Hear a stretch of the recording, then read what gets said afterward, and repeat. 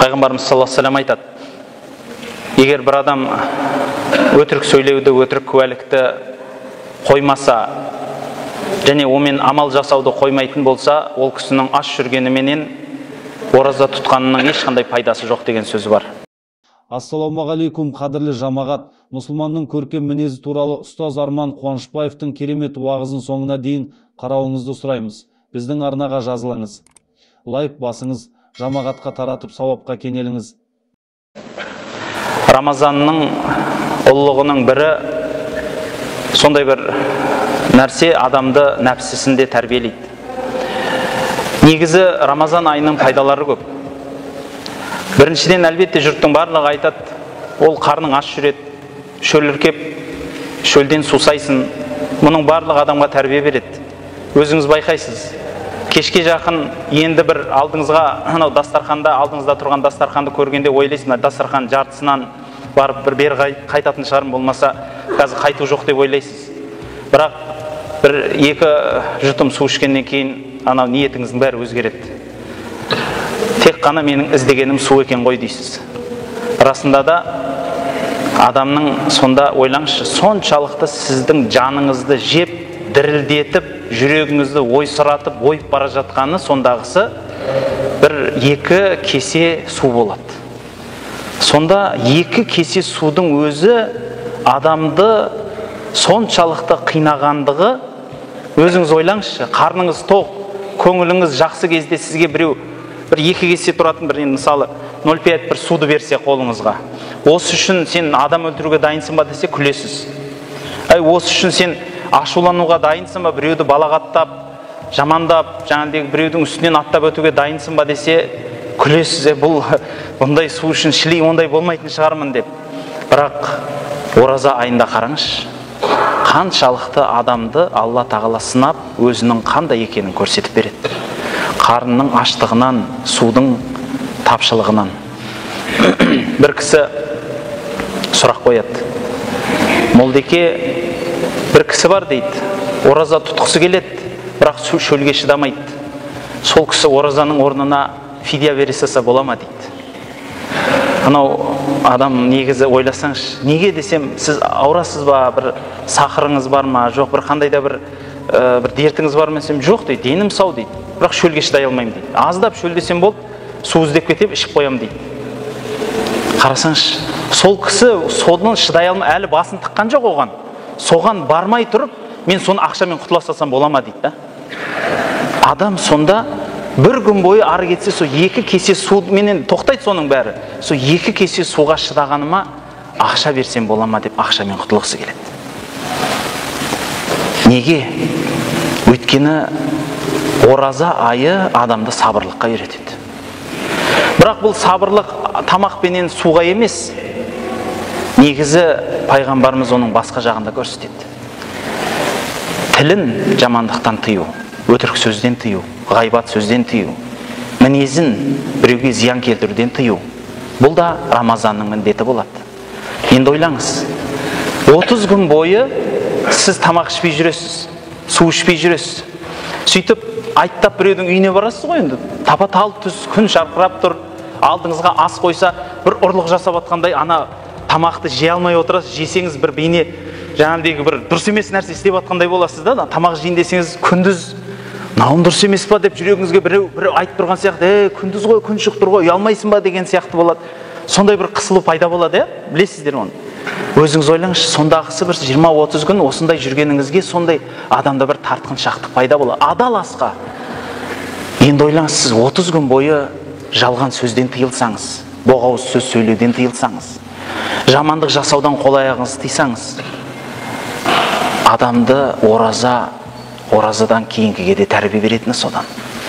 Пайғамбарымыздан бір кісі сұрап: я Расулалла, жәннатта табақты ауыр қылатын нәрсе не депті? Жәннаттағы табақты, сол жәннатқа кіру үшін не нәрсе себеп болады дегенде, хуснул хулқ, көркем мінез деген екен. Абу Дарда деген сахаба туралы әйел айтып береді. Сол Абу Дарда қолын жайған күйі таңға шейін намаз оқыды, сөйтіп дұға қылды. Дұғасында бір-ақ ауыз сөз айтты дейді: Аллахумма ахсанта халқи фахассин хулуқи деп айтты дейді. Аллахым, менің жаратылысымды көркем еттің, мінезімді де сондай көркем ет деп айтты дейді. Азанға шейін осылай дұға қылды дейді, таң атқанға шейін. Сонда сұрадым дейді, соншалықты көп дұға қылдыңыз, неге бұлай дегенде, жәннатқа адам көркем мінезімен көп кіреді деген пайғамбарымыздың хадисін естігенмін депті. Жәннатқа ең көп кіретін адамдар көркем мінезділер. Пайғамбарымыз саллаллаху алейхи ва саллям мұсылман адам қандай деген кезінде, әл-муъмину, нағыз иманды адам дегеніміз, өзге адамдар оның тіліменен, қол аяғынан зәбір көрмегендер деген сөзі бар. Пайғамбарымыз саллаллаху алейхи ва саллям көркем мінезділікті жақсылыққа теңейді. Құран-ы Каримде айтады ғой: «Лән таналул бирра хатта тунфиқу мимма тухиббун». Өздеріңіз сүйген нәрседен сол Алланың жолында садақа қылмайынша бір жақсылыққа жете алмайсыз дейді. Жақсылық деген не дегенде Құран-ы Каримде түсіндіреді. Ол жақсылық дегеніміз жүзіңді оңға қарай, солға қарай бұру емес. Жақсылық деген иманға келу, жақсылық деген Аллаға сену, пайғамбарларға сену, періштелерге сену деп Құран-ы Каримде түсіндірсе, пайғамбарымыз саллаллаху алейхи ва саллям оны бір ауыз сөзбен түсіндіреді. Жақсылық дегеніміз көркем мінез деп айтады. Пайғамбарымыз саллаллаху алейхи ва саллям айтады,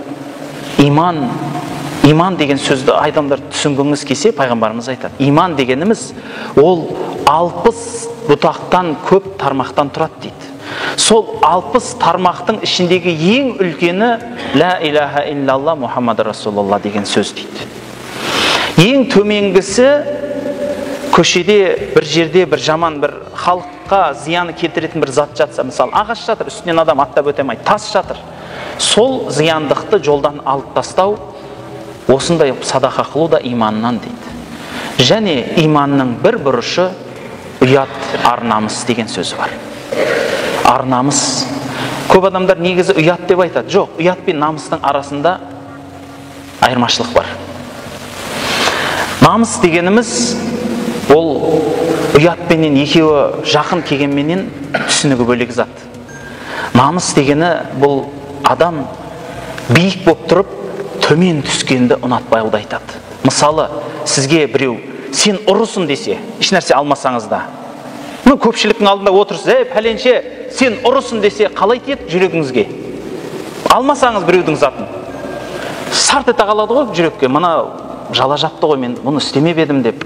Тіпті ашуланғаннан жүзіңіз қызарады, тіпті кейде қатты сөзге де барасыз, қой, мен ондай нәрсем жоқ деп. Өйткені сіз одан биіксіз, сізді түсіріп тұр. Ал ұят дегені, сіз төменсіз, сізді көтеріп жатқандағы сезімді айтады. Яғни адам өзінің орнынан қимылдаса қысылады екен. Мысалы, өзі бір қалыпты тұрады ғой, сол өзінің тұрған жерінен жоғары көтерсе де қысылады, төмен қылса да қысылады екен. Жоғары көтерсе ұялғаннан қысылады. Мысалы, сізді біреу асырып мақтап жатыр да көпшіліктің алдында, о, пәленше деген жомарт, өзі батыр, палуан, анау білек дегенді көрдің ба? Ана денені көрдің ба? Өмір өтірік айтпайды, пара бермейді, жалған сөйлемейді, адал десе, ана жерде сіз езілесіз. Мына кісі мен қатты жақсы көреді екен, бірақ енді мынау дұрыс болмай қалды, мынау ұят болып қалды, мынау ұят болып қалды, көрдіңіз ба? Яғни сізді өзіңіздің орныңыздан көтеріп атқанға қысылдыңыз. Осыны ұят дейді. Сіз одан төменсіз негізі. Сіз білесіз өзіңіздің кім екеніңіз, төменсіз. Мен ол айыбым бар еді негізі, бір болса да істегенмін мен оны деп тұрасыз. Ал намыс дегеніміз бұның керісіншесі. Сіз биіксіз, бірақ сізді түсіреді. Намазхан адам деген атыңыз бар. Адамдар намазхан адамды биік көреді. Биік көреді. Биік көргенінен сол сізден бір төмен іс көрсе, оразасыз, сізден бір жаман, сіздің жүзіңізге дұрыс келмейтін іс көретін болса, мінез көретін болса, сізге деген құрметі азаяды. Тек сіз емес, бүкіл дінге деген құрметі азаяды. Және соған қарай баға береді. Білесіз ба? Жақсыларға жамандық жоламайды деп айтады. Ол ондай емес, жолайды. Алла тағала сынау үшін. Шыншыл ма сол өзінің ісінде, тұрақты ма? Жоқ, тұрақсыз ба деп. Көркем мінез деген ол тілде де болады, көзде де, қолда, аяқта, құлақта, дене мүшенің бәрінде болады. Пайғамбарымыз бекер айтпайды ғой, кімде-кім екі жағы мен екі аяғының арасына куәлік берсе, мен оған жәннатта куәлік беремін дейді. Қарасаңыз, ол кісінің сол жәннатқа кіруінің өзіне куәлік беруді соншалықты айтқандығы. Пайғамбарымыз саллаллаху алейхи вассаламның осы ақиқаттарының бірі, мысалы, Омардың шыншылдығы, Омардың турашылдығы. Пайғамбарымыз саллаллаху алейхи вассалам айтады, бір күні дейді, сол жиналып отқан кезінде айтады, мен бір түс көрдім дейді. Я, айтыңыз я Расулалла, айтыңыз дегенде, түсімде жәннатқа кіріппін дейді. Жәннатта аралап жүрсем, бір керемет зәулім сарай тұр. Сол зәулім сарайдың жанына барып сұрадым дейді. Бұл кімнің сарайы десе, бұл Омардың сарайы деп айтты дейді қызметшілер. Сосын Омар қызғаншақ қой деп кірмедім деген екен. Сонда Омар жылайды. Я Расулалла, ата-анам жолыңда құрбан болсын. Мен сізден қызғанам ба дейді. Кіріп көрмедіңіз ба, маған айтатын едіңіз ғой деп. Жәннаттағы адамдар үйінің бар екендігін естісе, бүкіл барын қоятын. Бір сахаба, Айша анамыздың заманында бір сахаба туралы сөз шығады. Айша анамыздан бір топ адам хадис сұрап отырады. Хадис сұрап, мынаған не дейсіз, мынаған не дейсіз деп сұрақ сұрап отырғанда, терезесінің ар жағында дүкірлеген бір керуен өтеді, кәдімгі қимылдатып өтеді. Содан сұрайды, мынау не болды дегенде, бұл пәленшенің керуені ғой дейді. Мадинадағы ең үлкен керуен осы кісінікі дейді. Бай екен да. Ана керуеннің көптігінен, үстіне артылған жүктің ауырлығынан бір үйдің жанынан өтсе, үйдің мынау нәрселер, бос тұрған нәрселер қимылдайтындай болған ғой. Сонда Айша анамыз енді есіне түсіріп айтады, дейді, пәленше ма? Мен пайғамбарымыз саллаллаху алейхи вассаламнан естігенмін. Ол кісінің жәннатқа, пайғамбарымыз айтқан, мен пәленшенің жәннатқа төрт аяқтап кіріп бара жатқанын көрдім депті. Төрт аяқтап, шауып кіріп емес, төрт аяқтап. Сонда сол сөз жерде тұрмайды ғой. Сол жердегі бір жігіт іліп алып шауып кетеді. Сөйтіп сүйіншілеп барып айтады ғой, сүйінші пәленше дейді. Не болды дегенде, мен қазір Айша анамыздың алдынан келе жатырмын. Өзімнің құлағыммен естідім. Айша анамыз пайғамбардың аузынан естіген екен. Сенің жәннатқа төрт аяқтап кіріп бара жатқаныңды көрдім депті дейді. Сонда әлгі кісі басын сәждеге қойып жылапты. Орнынан тұрып базарға барады. Сөйтсе базардағы мен деген үлкен саудагерлер тұр дейді. Керуенді күтіп алып тұр. Уже бөліп алған қожайыны келем дегенше. Мата сататыны, матасын бәрі менікі деген, ыдыс аяқтың бәрі менікі деген, продукты бәрі менікі деп бөліп алып, үлкендер тұр ғой, ана жерде киттер тұр ғой, сол базардың үлкендері. Одан кейінгі аптабектер тұр, одан кейін майда шүйдесі тұрады. Сол ірілері тұр, уже сатып алған, дайындап бөліп қойған. Басқасын кіргізбейді да ғой, арасына кіретін болса, бағаны көтеріп жібереді, бітті, анау кіре алмайды. Сөйтіп тұр, қожайыны қаяқта деп келеді, келгеннен кейін айтады, ал енді бағасын келсейік, біз бірден енді айта берейік, сенің айтқан бағаңды береміз енді дейді, айта бер енді дейді. Бұндай тауар жоқ, әдемі тауар екен, болды дейді. Сен уайымдама, сатам деп, біз алып қалдық уже керуенің дейді. Қайда түсіретініңді айтамыз енді, давай бағаны айта бер дегенде, кешіріңіздер дейді, бұл керуенді сатып қойдым мен дейді. Қалай бұл? Сатып жоқ, осы қазір саудаласып келе жатыр. Қалай ол дейді, біз Мәдинада бізден үлкен саудагер жоқ. Мүмкін емес дейді ол. Қанша берді ал дейді. Енді көп берді дейді. Жарайды, онда біз екі есе береміз дейді. Осы малдан сен айтқан бағаңнан екі есе дейді. Жоқ дейді, ол кісі одан көп берді дейді. Үш есе дейді. Жоқ, онан да көп берді. Төрт есе. Жоқ, сен бізді тонап атсың ғой. Өтірік шығар енді. Жоқ дейді, мен сатып қойдым, алмайын десеңіздер де болады. Ешқандай несі жоқ оның дейді. Одан саған үлкен бағаны бермейді ешкім. Бұл Мадинада мен танымаймын ондай байды. Жоқ ондай. Дегенде мен бүкіл керуенді Алланың жолына садақа қылдым. Бүкіл керуенді. Алла тағала айтқан, кім бір сауап амал жасаса, оны 10 еседен 700 есеге шейін қайтарам деген. 10 есе қайтаратындарыңыз жоқ ішінде. 10 есе берсеңіз, Алла тағала 700 есеге шейін береді деген. Ондай саудагер жоқ дейді. Ойласаңыз, адамдарда көркем мінез болған. Уақыт-уақытымен сынаған адамдарды. Мысалы, пайғамбарымыз саллаллаху алейхи вассалам Сіздер, біздер қазір әдем киімдер киеміз. Пайғамбарымыз заманында ондай киімдер бола бермеген. Пайғамбарымыздың тоны болған екен. Қатты матадан тігілген. Қатты матадан. Менің әкем айтады. Кезінде жігіттер үйленген кезде боз көйлек киеді дейді.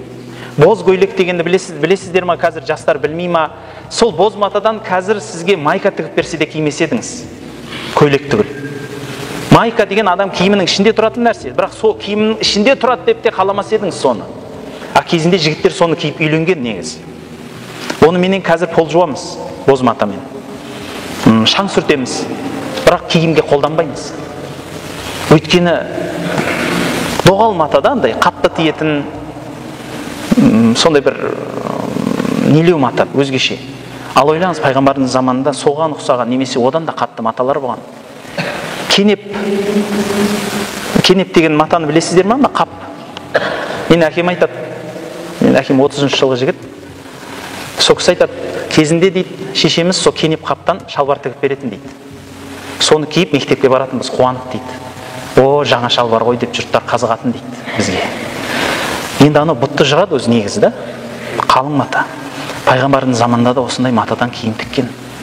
Сонда пайғамбарымыз саллаллаху алейхи ва саллям кетіп бара жатқанда бір кісі тұрып иығынан тартыпты. Ей Мұхаммед, тоқта деп. Тартқаны сонша, анау тонның жағасы пайғамбарымыздың мойнына қып-қызыл қылып дақ түсірген дейді. Қатты дақ түсірді. Тартқы соны тартып тұра берген ғой. Ей Мұхаммед, анау мал сенің әкеңнің малы емес. Сенің өзіңнің маңдай теріңмен тапқан мал емес. Жұрттың бәріне беріп атқан малың бізге де бер деп тұр дейді. Бізде соғыстық қой деп. Сонда пайғамбарымыз саллаллаху алейхи ва саллям көркем мінезбенен жай ғана күліп, жымиып, мына кісіге, ей пәленше деп, сол мал тарқатып жүрген жігіттің біреуін шақырып алып, мына кісіге өзінің ақысын бөліп беріңіздер деп айтты дейді. Муауия ибн Хакам деген сахаба айтады. Өзі байдың баласы, өзі ақшасы бар, өзі пайғамбарымыздың туысқаны. Енді сол шалқымағанда кім шалқиды? Өзі ірі кісі, өте салмақты, денесі өте үлкен кісі болған. Мешітке келіп, сол пайғамбарымыздың сабында намаз оқып тұрса, бір кісі намаз оқып тұрған, бәрі үндемей тұрады ғой. Бір кісі енді аяқ астынан келген түшкірген ғой енді. Енді анау біреулер түшкіргенде өте қатты дауыстайды ғой. Ахай деп бүкіл. Енді ойлаңыз, сіз енді беріліп бір сондай намазда тұрғанда біреу селк еткізген ғой жаңағыдай. Содан анау намазда тұрған күй боқтайды ғой. Әттең дұрайындікі сенің. Не мынау? Не мұрның жарып бара жатыр ма сонша? Жаңағыдай өз намазда тұр. Ананы жібереді ғой бүкіл бәріменен енді. Сондан пайғамбарымыз саллаллаху алейхи ва саллямның көзқарасын қарады дейді намаздан кейін. Сөйтті да мені шақырып алды дейді, бермен келіңіз деп. Жанына отырғызды да, ей Муавия дейді. Бұл намаз.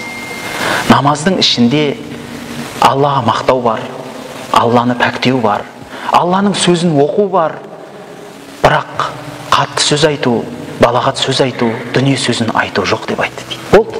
Бір ауыз сөз қарсаңшы. Намаздың ішінде не бар, және ішінде не жоқ болды, соны айтты дейді. Мен пайғамбардай жұмсақ адамды, сондай ұстазды бұрын да, одан кейін де көрмегенмін дейді. Содан бұрын да, содан кейін де көрген емеспін дейді. Пайғамбарымыздың жұмсақтығы, пайғамбарымыздың көркем мінездігі. Пайғамбарымыз жанұясымен де сондай болған. Әбу Бәкір радиаллаху анху айтады. Бір күні дейді, бір шаруамменен пайғамбарымыз саллаллаху алейхи ва саллям үйіне келдім дейді. Үйіне келіп есік қағып тұрмын. Ашыңыздар, ашыңыздар, мен ғой Әбу Бәкірмін деп тұрмын дейді. Сөйтіп тұрғанымша болмайды. Енді дыбыс естіледі ғой дейді. Қызым менен, енді Айша ғой. Пайғамбарымыз екеуі жаңа дұрыс болмай тұрма, қызым айғайлап дауыс көтеріп жатыр дейді. Ей, сен үйтпедің, сен бүйтпедің, мынауың не, анауың не, мына жерің қалай болды деп айғайлап жатыр. Мен енді есікті жаратындай соқтым дейді жаңағыдай. Қатты сілкіген ғой, есікті ұрып тұр. Ей, аш, мен Әбу Бәкірмін, ашты, аш. Ашқаннан кіргеннен осы аяқ киімді жұлып алдым да қызыма жүгірдім дейді. Сен пайғамбарға дауыс көтеретін кімсің сен? Мен тудым ба, сені мен өлтірем. Сен менің сүйікті пайғамбарыма, менің досыма, бұл қалай бұл? Дедім дейді, сөйтсем ол қашатын жер қайқа қашады енді. Пайғамбарға тығылды дейді да. Соның артын тығылып жүр, пайғамбарымыз екеуміздің ортамызда тұр дейді күйгелектен. Болды, бір ашуыңызды маған беріңіз, бір ашуыңызды маған беріңіз деп. Енді соға алмадым дейді. Соменен жаңа неге келгенімді де ұмыттым, ашуланып. Сонымен ашумен бір-екі ауыз сөйледім да, шығып кеттім дейді ашуменен. Қой енді дұрыс емес айтып қоям ба, пайғамбардың алдында мінезім көрсетіп қоям ба дедім да кетіп қалдым дейді. Сол анау кейде болады ғой, сол анау ақыңызды аламай кетсеңіз ішіңіз күйетін. Сол ана қызымды ұрмай кеткеннен кейін күйіп кеттім дейді да, сол барып қайттан сабағым келді дейді, сол болмайды деп. Қайтып бұрылып келген ғой. Қайтып бұрылып есікті соғып, мен Әбу Бәкірмін, мен аш деген ғой. Сол есікті пайғамбарымыз ашты, ар жағында қызым отыр, екеуі жымыңдасып күліп отыр дейді да. Қарасаңыз, енді ерлі зайыптының арасына есі кеткен түседі дейді ғой негізі. Ол бүгін күліп отырса, бір 5 минуттан кейін қайттан әзілдеп отырады. Екеуі күліп отыр екен дейді. Сонда барып айттым дейді. Айналайындар-ау, екеуіңнің соғысыңа мені кіргізіп жібердіңдер. Енді екеуіңнің бейбітшіліктеріңе де кіргізіңдер деп айттым дейді. Енді түсіндіріңдер, мені басыңдар деп, мен ашуымды басамай тұрмын деп. Сонда пайғамбарымыздың мінезінің жұмсақтығын көрдім дейді. Сондай әйелі айғайлап, сондай мінез көрсетіп тұрса, соның бәрін жұтып, үндемей, түсіндіріп, пана болып, таяқ жейтін кезінде де сондай болса да пана болып, мен ұрғызбаса да болар еді ғой дейді да. Кішкентай өзі ұруға келіп тұрса, айтатын сөзіңді біреу айтатын болса, тілің қышып бара ма дегендей, біреу келіп әйеліңді сабап беремін деп тұрса, жан дейсіз ғой, сабасың сабашы ендіктер. Кішкентай қолым тимей жүреді, кішкентай өзі әкесі келіп тұрса, тағы өзім сабайым деп. Әдемі ғой өзі, мысалы, кел енді өзің не қып ал, енді ақыңды алып ал дегендей, менің ақымды әпер дегендей.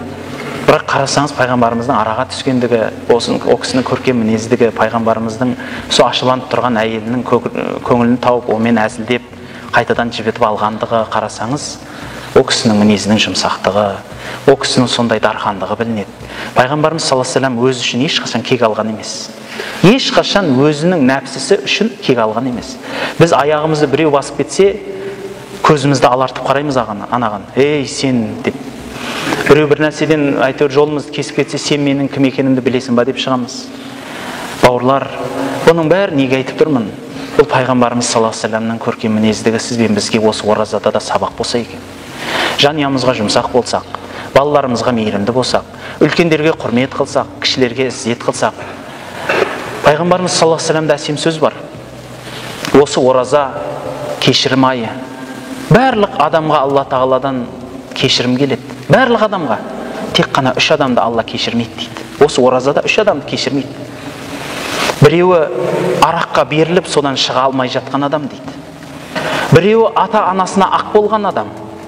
Ата-анасына ақ болу деген қандай екенін білесіз ба?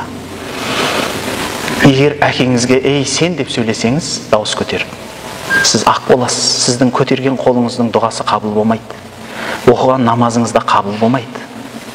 Ата-анаға ақ болу дегеніміз ата-ананың көңілін қалдыру деген сөз. Көп балалар бар, қыздар бар. Ата-анасына сенсіреп, жекіп сөйлейді. О кісінің сөзін жақтырмайды, өзін жақтырмайды. Балағаттап ұрсатындар да бар. Қол көтеретіндер де бар. Бұл ата-анасына ақ болу, бауырлар. Ол адам жәннат түгіл жәннаттың иісін иіскемейді. Оразада барлық адамның күнәсін кешірсе де, ол кісі 1000 рақағаттап күніге намаз оқса да Алла оны кешірмейді де қабыл етпейді. Үшінші адам ұрсып қалып жараспай отырған адам дейді. Ұрсып қалып өзінің жақыныменен, соныменен жараспаған адамды да Алла тағала оразадағы күнәсінің кешірімін бермейді. Неге? Өйткені ораза айы тек қана тамақтан, судан өзін тыю емес. Ораза айы көркем мінезді егелеу айы. Тіліңізге сақ болу, сөзіңізге сақ болу, өзіңізге сақ болу, қол аяғыңызға сақ болу. Адалдан тауып адалға жұмсау. Бұның барлығы пайғамбарымыз саллаллаху алейхи ва саллямның сізбен алып келген үлкен хидаятынан болады.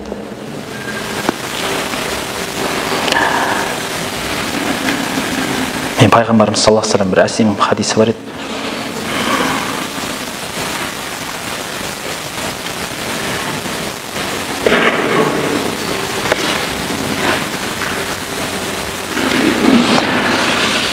Жарайден бір еске түскенде айтармыз. Пайғамбарымыз саллаллаху алейхи ва саллямның өзінің мінезінің өзі, істеген әрбір ісінің өзі сізбен бізге өнеге болады. Құран-ы Каримде айтады. Расында да мынау пайғамбардың бүкіл ісінде, бүкіл барлығында сіздер үшін өнеге бар дейді.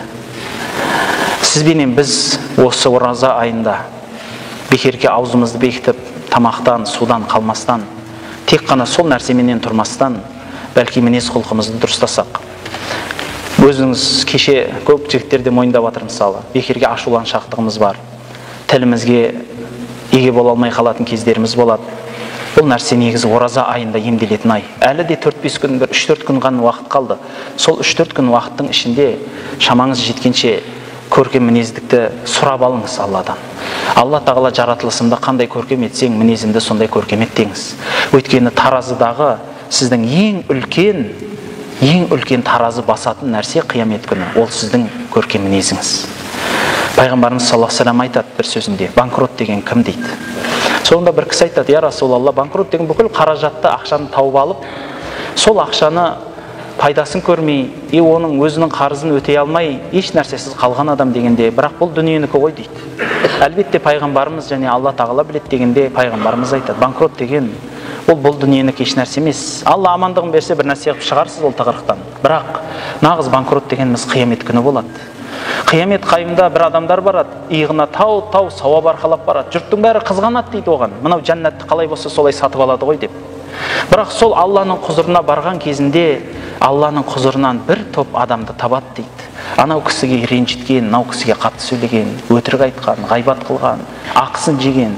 Соның бәрінің ақысын беріп иығына тау күнә арқалап дозаққа кіріп бара жатқанын көресіңдер сондай адамдың деген екен. Құдай содан сақтасын.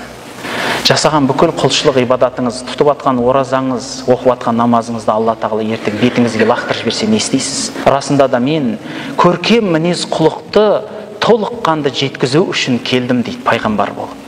Пайғамбарымыздың келген пайғамбарлығының себебінің бірі де көркем мінез екен.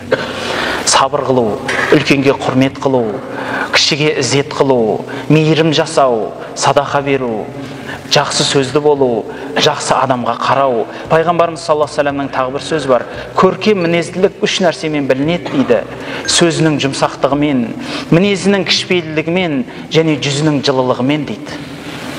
Иә, түсінемін. Көп адамдарда мысалы мүмкін жағдай болмай жүрген шығар, бір жері ауырып тұрған шығар, бір қандай да бір жағдай.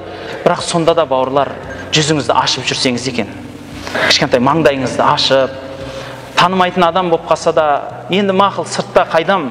Бірақ бауырлар, пайғамбарымыз саллаллаху алейхи ва саллям садақаны түсіндіргенде айтады. Бір мұсылман екінші мұсылманның жүзіне күліп қарағанның өзі садақа дейді. Еш болмағанда осы садақаны Рамазанда беріп үйренсеңіз екен. Мешітке кіріп келген кезінде кішкентай жүзіңізді жымитып, сізден біреу ақша сұрамайды, оған бір пейілет керегі жоқ, оған бір үлкен бір уақытта қажеті жоқ, тренировка қылудың да қажеті жоқ. Жай ғана мынау екі езуіңізді былай жоғары көтерсеңіз болды ғой. Ақыңызды алып кетесіз қалтаңызға. Сондықтан жүзіңізді жарық қылып жүріңіз. Маңдайыңызды кең қылып ұстаңыз. Анау мүмкін ауырып тұрсыз, қиналып тұрсыз, бірақ маңдайыңызды кеңітіп, басқа мұсылмандарға садақа беріп жүріңіз. Ассаламу алейкум деп амандасқанда кішкентай жымиып, кішкентай балалар көрсеңіз, пайғамбарымыз саллаллаху алейхи ва саллям туралы Хасан Хусейн деген екі немересі айтады. Біз дейді пайғамбарымыздан бұрын ешқашан сәлем бере алмайтын едік дейді. Пайғамбарымыз сәлем беруден озып кетеді екен. Аңдиды екен да, екі немересі ғой, ойнайды атасыменен. Аңдимыз дейді. Бір жерден келе жатыр ғой дейді. Тығылып тұрамыз да, атып шығып ассаламу алейкум деп айтамыз деп, атып шықсақ ассаламу алейкум деп ол кісі айтып қояды дейді. Біз үлгере алмайтынбыз дейді. Қарасаң, жасы кішкентай болса да, немересі ғой. Сонда да бірінші сәлем беріп үлгереді екен. Анау кейде біздің кейбір кісілер болады. Мен құдамын мен. Маған бірінші сәлем беру керек бәрі келіп. Жаңа төрге отыруым керек. Неге ана жерге отырғызып қойды мен? Мен анамды, мен нағашысын ғой, мен мынау жиен жүгіріп келу керек, менің алдыма аджиман жасау керек. Жаңағыдай, анау күйеу бала ғой, неге анау ит тұр? Деген нәрселеріміз бар біздің. Бауырлар, бұл пайғамбарымызда ондай нәрсе болмаған. Пайғамбарымыз кәдімгі біздің қазақ тілінде айтқанда бір қап жаңғақ сияқты адам болған ғой, салдыр гүлдір. Сондықтан айтатын бауырлар, осы біздің қазақтың жайдары мінезі пайғамбарымыздың алып келген хидаятына келеді. Біздің мінезімізді бұзған не екенін білесіздер ма? Ол дүние. Бұрын біздің қазақта дүние болмаған кезде, мынау 50-ші жылдары Москва қарнын тойдыратын кез болған. Біздің қазақта жол болмаған. 80-ші жылы Брежневке рахмет әйтеуір. Сол кісі ғой салып берген жолдың бәрін. Оған дейін қара жолмен баратын. адамдар. Бір кісі айтады, 50-ші жылы шопыр болған кісі, үлкен бір ата кісі айтып отыр. Мен 50-ші жылы шопыр болдым, полторашка деген машина болатын дейді, соғыстан қалған. 200 километр жерге 3 түнеп баратынмын дейді. 3 түнеп, арқамда 500 литрлік үлкен бочка болатын дейді. Пәлен километр жүрген сайын тоқтап, анадан бір шөміш май алып моторға құятынмын дейді. Ойлаңызшы, сіз машинаға сөйтіп тоқтап май құйып барыңызшы, бензин мақұл ғой, мотордың ішіне май құйып баратынмын барғанша автол дейді. Соншалықты май жейді да. Сондай машинамен де жүрген кезі болған адамдардың. Осындай қиыншылық заманда біздің қазақта кеңшілік болатын. Бір жерге барсаңыз, танымасаңыз да түнеп кете беретінсіз сол үйде. Қазір біреуді біреу кіргізбейді үйіне. Біреуіңізіне туған туысын кіргізе алмайды, үйіне түнете алмайды, қатынынан қорқады. Туған туысын, нағашысы, жиені басқа қаладан, ауылдан келе жатса, үйіне түнете алмайды. Гостиницаға түнетем ба, қайтем? Жаңағыдегі немесе ана біреудің үйіне жіберем ба, біздің үй тар еді, негізі анау ет деп сылтау айтады. Тезірек келсе, тезірек кетіп қалса екен деп. Баяғыдағылар келмек бар да кетпек жоқ, кет демек жоқ деп, кет деп айтпайтын еді. Қазір ассалаумағалейкум деп келсе, қашанға келдіңдер деп айтады. Кететін уақытын сұрап алады да бірінші. Біздің қазақылықтан ұзақтап кеттік бауырлар. Мұсылманшылықтан, қазақылығымыздан ұзап кеттік. Қонаққа деген құрмет, ағайын туысқа деген кеңшілік, ондай нәрсе қалмады. Баяғыда біреу жаңа сондай әзіл жүріп жатыр ғой, егер бай болғың келсе қазақ бол дейді. Ол бекер сөз емес еді, ол әзіл еді ол, бірақ кезінде сондай едік біз. Біреу мысалы түк тауылмай отырса да бір сүйінші сұрап келсе әйтеуір барын беріп жіберетін мәз болып. Кең едік, қазір тар болдық. Өйткені пайғамбарымыздың сөзі бар. Мен дейді, үмметімнің дүние тауамай, кедей болып, жапан далада аштан өліп қалады деп қорықпаймын дейді. Бәлки ақша тауып, дүние тауып, бір-бірінің мойнына қылыш соғадау деп қорқамын деген сөзі бар. Сізді бізді бұзып атқан дүние, сол дүние жүрегіңізге кірмесе екен, содан жоғары болсаңыз екен, одан жоғары болатын бір ғана ем бар. Бір ғана ем бар, оның емі. Сол дүниені беріп үйреніңіз. Беріп үйрену керек. Жағдайы жоқ жітікке, кемтар, қиыншылық көріп атқан адамдарға беріп үйреніңіз. Бермесеңіз алмайсыз. Беретін қол, алатын қолдан жоғары деген сөзі бар. Құдайдан сұрағанда, Аллахым, маған бір кісі бір бай келіп қолыма бір пачка доллар тастап кетсін деп сұрамаңыз. Аллахым, мені сол бір пачка долларды мен тастайтын қыл деп сұраңыз. Өйткені беруші адам абзал әрдайым. Аллахым, мені зекет беретіндерден ет. Зекетті шашып жүріп, адамдарды іздеп жүріп беретіндерден ет деңіз. Пайғамбарымыз саллаллаху алейхи ва саллям садақа бергенді өте көп ұнатқан. Және садақа берушілерді жақсы көрген. Жомарт адамдарды жақсы көрген. Соңғы көйлегін шешіп берген Әбу Бәкірді қандай мақтаған пайғамбарымыз, қандай жақсы көрген. Әлбетте айтатын сөз ұзын, бір қорытып айтатынымыз бауырлар, көркем мінез дегенде ол бір ауыз сөзбен айту оңай ғой, бірақ оны істеп, сол көркем мінезде тұрақты болудың өзі үлкен сын болады екен. Бұл сіздің иманыңызға, бұл сіздің оқып атқан намаз бен тұтып атқан оразаңызға сын болсын. Рамазан айы баршамызға мүбәрак болсын.